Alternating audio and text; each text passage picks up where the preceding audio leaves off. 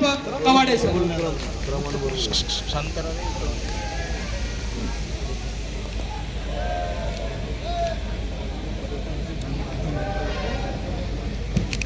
महाकारुणी भगवंत सागर क्रांतिबा ज्योतिराव फुले क्रांतिज्योती सावित्री माता जिजाऊराव साहेब राजर्षी छत्रपती शाहू महाराज शिवाजी महाराज आणि या देशाचे भाग्य विधाते राष्ट्र निर्माते विश्वभूषण महाराष्ट्रात बोधिसत्व परमपूज्य डॉक्टर बाबासाहेब आंबेडकर या आपल्या श्रद्धास्थानाच्या चरणी सर्वप्रथम मी तुला वंदन करतो. बुलढाण्याच्या ऐतिहासिक भूमीवर आरक्षण उपवर्गीकरणाचा निषेध करण्यासाठी सरकारला इशारा देण्यासाठी काढण्यात आलेल्या या ऐतिहासिक अशा प्रकारच्या मोर्चामध्ये उपस्थित आमचे बंधू सन्माननीय आनंदजी आंबेडकर, ॲडव्होकेट अमोल आंबेडकर, आमचे क्रांतिकारी सहकारी पॅंथर दीपक केदार, आमचे सहकारी आमदार सिद्धार्थ खरातजी, आमच्या चर्मकार समाजाचे नेते काय विसावेजी, मंचावर विराजमान सर्व नेते मंडळी, पीपल्स रिपब्लिकन पक्षाचे महाराष्ट्राचे कार्याध्यक्ष चरणदासजी इंगोले, जिल्ह्याचे अध्यक्ष राजाभाऊ सावळे, मंचावरील सर्व सन्माननीय नेते मंडळी आणि आरक्षणाचं उपवर्गीकरण रद्द व्हावं या एक मात्र मागणीसाठी तळ हातावर शिर घेऊन उपस्थित झालेल्या माझ्या हजारो माता भगिनींना, बांधवांना आणि बाबासाहेबांच्या बहादूर भीम सैनिकांना मागणी एकच आहे. महाराष्ट्र सरकारने आरक्षणाचं उपवर्गीकरण करून अ ब कडक ABCD असं उपवर्गीकरण करण्याचा घाट घातलेला आहे. त्याला हाणून पाडण्यासाठी आपण एवढ्या मोठ्या संख्येमध्ये सर्व शक्तीनिशी या ठिकाणी उपस्थित झाला. आपल्या सर्वांचं मी हार्दिक अभिनंदन करतो, स्वागत करतो. आणि जे आमच्या 11 कार्यकर्त्यांनी हे आंदोलन या ठिकाणी उभं केलं त्याचं देखील मी हार्दिक अभिनंदन करतो, त्यांना धन्यवाद देतो. मित्रांनो, बंधूंनो, भगिनींनो, आमचे नेते बोलणारच आहे. चंद्रकांतजी हांडोरे बोलले, आमचे क्रांतिकारी नेते दीपक केदार बोलले, आमचे विसावेजी चर्मकार समाजाचे राष्ट्रीय कार्याध्यक्ष ते बोलले, अमनजी बोलले, आणखी काही मंडळी बोलणार आहे. मला फक्त एकच सांगायचं आहे की कोणत्याही परिस्थितीमध्ये, कारण हे लक्षात घ्या, आपण आमच्या अनुसूचित जातीमध्ये 59 जाती आहेत. आमच्या मातंग समाजासहित 59 जाती येतात. त्यांचं 13% आरक्षण फोडून टाकून त्याचे तुकडे तुकडे करून आमच्या अनुसूचित जातीच्या सर्व जातींना तोडण्याचं काम महाराष्ट्राचं सरकार करतं. दीपक केदारेजींनी सांगितलं, या बागे कोणाचा डाव आहे?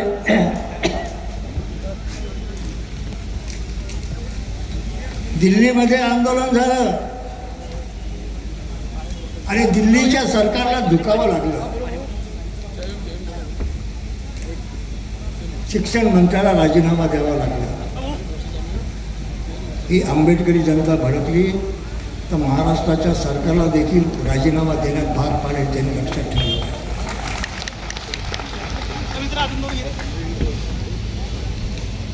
मी 1-2 महिन्यापूर्वी मुंबईला विमानाने चाललो होतो. आता प्रवासामध्ये मला वाचण्याची सवय आहे. बाबासाहेबांचा मुखपृष्ठ असलेलं पुस्तक मी वाचत बसलो होतो. माझ्या शेजारी बसलेला आमचा सहप्रवासी मला म्हणाला, पुस्तकावरचा बाबासाहेब फोटो किसका फोटो आहे? मी सांगितलं मेरे बाप का फोटो आहे, या देशाच्या बापाचा फोटो आहे, डॉक्टर बाबासाहेब आंबेडकर का फोटो है.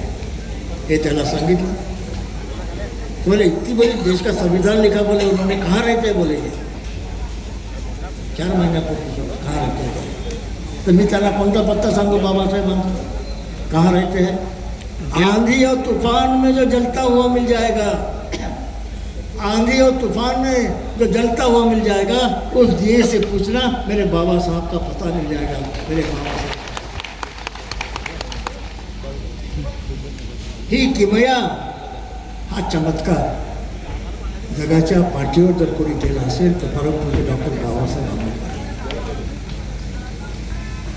चमत्कार दाखवल्याशिवाय कोणी नमस्कार करत नाही.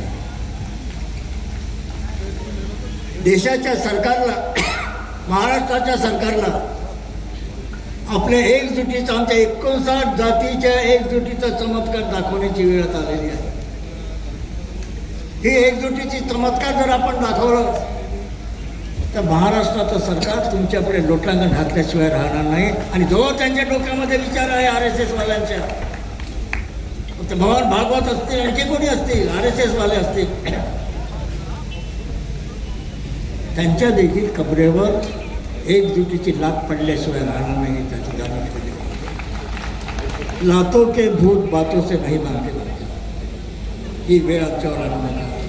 अनेकदा आमच्या भीमा कोरेगावचा उल्लेख केला जातो. 1 जानेवारी 1818 आपल्या 500 पूर्वजांनी 28,000 पेशव्यांच्या सैन्याचा सत्यानाश केला RSS वाल्यांनी. केवळ 500 आमच्या पूर्वजांनी 28,000 पेशव्यांच्या सैन्यात जोरदार केला. मी एकदा एकाला प्रश्न विचारला, 28,000 भागिले 500 म्हणजे किती येतात? किती येतात? 56 येतात. 28,000 500नी भागाकार केला तर 56 येतात. आपण म्हणतो ना, भांडण झालं की म्हणतो ज्यारे ज्या त्याने 56 देखील. आमच्या मायमावल्या भांडण करतात, जावं जावं किंवा त्याला 56 पाहिला असं. हा 56चा आकडा कोरेगावच्या विजयभूमीतून निर्माण झाला. लक्षात ठेवा. हे आपल्या सन्मानासाठी, स्वाभिमानासाठी, समतेसाठी, बंधुत्वासाठी,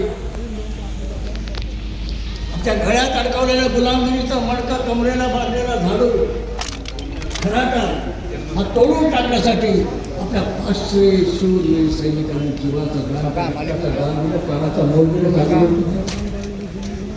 त्यांचाच आदर्श घेऊन हा अन्याय, अत्याचार RSSवादी करत असतील, मनोवादी करत असतील.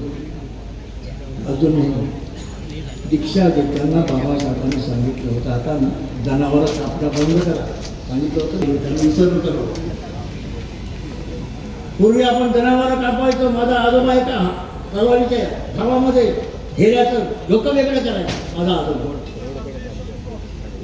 पण बाबासाहेबांनी सांगितलं, आता जनावरं कापू नका, जनावरं कापू नका, जनावरं कापण्याची अवजारं जपून हे सांगितलं. विसरलं. आपल्या घरातल्या आड्यावर जपून ठेवा. कोणता प्रसंग येईल तेव्हा आरक्षणाला नष्ट करण्याचा प्रयत्न केले जातील, तेव्हा संविधान हटवण्यासाठी हात पुढे येतील, राजा भाऊ तेव्हा वर्गीकरणाच्या माध्यमातून आरक्षण नष्ट करण्याचा डाव रचले जाईल, कारस्थान जाईल. अगोदर मी नाही सांगितलं, घर कापणं बंद केलं, खाणं तर बंद केलं काय? अजून काही ठिकाणी खातात, खाऊ. उपाशी माणसं काय करते? 59 जातीचा उपाशी आमचा अनुसूचित जातीमध्ये असलेले या पक्षामध्ये लोक अन्य अत्याचाराने पीडित. आमच्या दीपकने सांगितलं, आमची भगिनी या ठिकाणी आहे, उषाताई. पाहिलं की जहाज, हे अन्याय आणि अत्याचार सरकारच्या डोळ्यासमोर सुरू आहेत, पोलिसांच्या देखत सुरू आहेत. पोलीस न्याय देत नाही, सरकार न्याय देत नाही. आमच्या मुली बाळी आपल्या वेडीला रबर बँड बांधतात. रबर बँड माहिती आहे? Rubber band.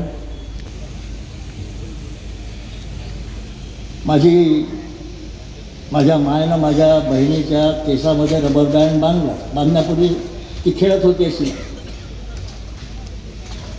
माझी माय माझी जास्त ताणू नको, तुटून जाईल. आपला समाज देखील रबर बँड सारखा आहे. विषयाची परीक्षा घेऊ नका.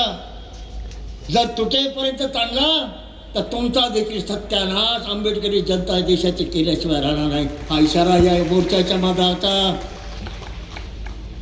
बुलढाणा जिल्ह्याच्या गावागावातून, तालुक्यातून उपाशी तापासाची पर्वा न करता, पाण्या पावसाची पर्वा न करता, जीवाची पर्वा न करता तळहातावर शिर घेऊन आमच्या माता भगिनी आपल्या छोटी छोटी चिल्ली पिल्ली घेऊन या ठिकाणी आले. आमचे म्हातारे कोतारे भीमसैनिक या ठिकाणी आले. आमचे बहादूर जवान भीमसैनिक या ठिकाणी आले. हजारोच्या लाखोच्या संख्येने हा आक्रोश आमचे मुख्यमंत्री देवेंद्र फडणवीस यांनी बघितला पाहिजे.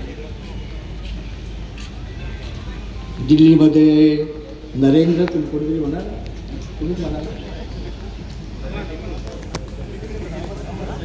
अमल म्हणाले. आमचा युवा नेता आहे. पिढी दर पिढी आमची नवीन नेते तयार होत आहे. चांगली गोष्ट आहे. ही भूमिका लक्षात घेऊन आपण सर्वांनी वाटचाल केली पाहिजे. हे वर्गीकरणाचं सुचलं कसं यांना ते समजत नाही. कोणी मागितलं होतं? या आमच्या 59 जातीपैकी कोणत्या जातीने मागितलं? आमच्या मातंग समाज बांधवाने, म्हणजे काही